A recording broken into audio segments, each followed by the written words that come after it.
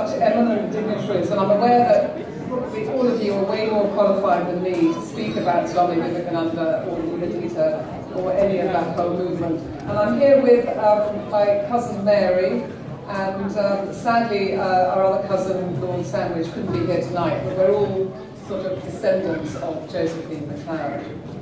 I have actually two family threads which connect me to Swami Vivekananda and Nivedita. And without wanting to confuse you with family trees, basically the parents of my grandmother, Frances Leggett, and the parents of my grandfather, David Margeson, living on different sides of the Atlantic, in an extraordinary twist of fate, met Swami Vivekananda completely separately. Both families were so inspired by him, they ended up befriending him and helping him spread his teachings. It all began in 1895, on the American Leggett side. My great-great-aunt, Josephine MacLeod, went with her sister, Betty Leggett, to hear Swami Vivekananda speak in New York. Like many educated women of the time, his message spoke powerfully to them. For Jo, it was the beginning of a lifetime passion for him and his work. And she later said, when he spoke his first words to her, instantly, to me, that was the truth. And the second sentence he spoke was truth, and the third sentence was truth. And I listened to him for 7 years, and whatever he uttered was truth. A few years later, my great-great-aunt Isabel Margeson, living over here, had seen the headline, "A great yogi has come to London," and she went to hear Swami Vivekananda. Later, she lent her drawing room in St George's Road for his classes, and it was there that he met Margaret Noble and other English disciples. Josephine MacLeod and Margaret Noble, Sister Nivedita, became very close friends. Jo helped her edit her writings, supported her hugely through some very difficult times, and would even advise her on her dress sense. Jo, in turn, admired Margaret's deep spirituality. Josephine MacLeod became Vivekananda's networker and publicist, as well as a confidant and trusted friend. Although she was always keen to point out that she was not a disciple, she never married and spent a good deal of her energies helping him. Vivekananda often writes about how much he relied on her to organise things. And of course, Sister Nivedita too became a key driver for the spread of his work. Vivekananda interestingly recognised that he needed the wealthy and the privileged and the well-connected if he was to really help the poor. And even though he was very critical of the British Raj, when it came to social networking, nothing at that time could beat it. He said, "The British Empire, with all its drawbacks, is the greatest machine that has ever existed for the dissemination of ideas. I mean to put my ideas in the centre of this machine so they will spread all over the world." Well, this need to spread his word and to bring development and Western ideas to the East led to an extraordinary, mould-breaking trip to India. Vivekananda, accompanied by Josephine, Margaret Noble, and another American, Sarah Bull, went to Calcutta and then on to Kashmir. You've probably seen the picture flashing by today.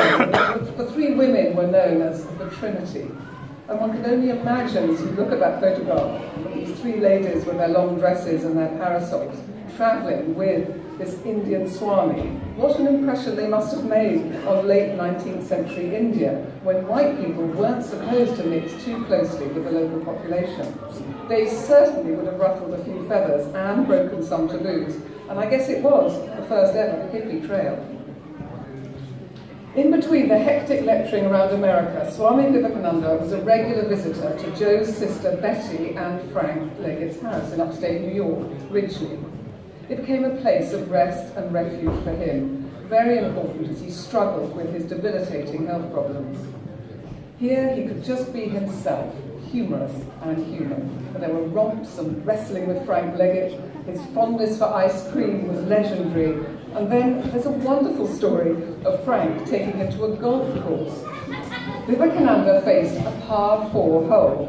He was told that as a beginner he'd be lucky to do it in 7 or 8 shots. Vivekananda, of course, said, I can do it in 1. Impossible, said Frank Leggett. But the Swami fixed his gaze on the hole, swung the club, and the ball did go in 1. Frank was, as you can imagine, flabbergasted.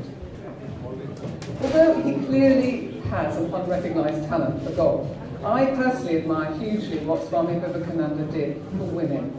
I sometimes wonder if Jesus had been around at the time, he would have had female disciples too. The women loved him, and he saw the huge value they had to help him. He was a great progressive thinker to see that women and the drive for education that they can promote was and still is the most important factor in raising the level of development in a society. And the women he had contact with seemed to become powerful in themselves.